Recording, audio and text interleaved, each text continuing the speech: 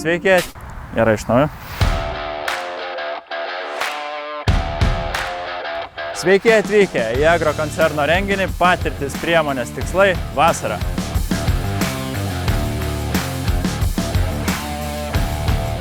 Lauko dienos bendrai yra labai reikalingos.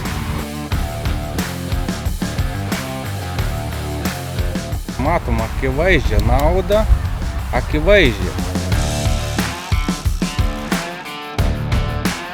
Tie ūkininkai pragmatikai. Kiekvieną kartą ieško kažkokį naujieną.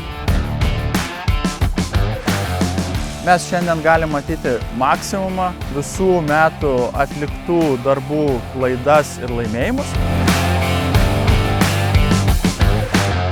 Viskas tobulėja. Reikia vytis. Agrobiznis kaip medicina. Atėjom kaip į ligoninę, išklausyti, kokie vaistai ir vitaminai tinka. To supratimo niekada negana.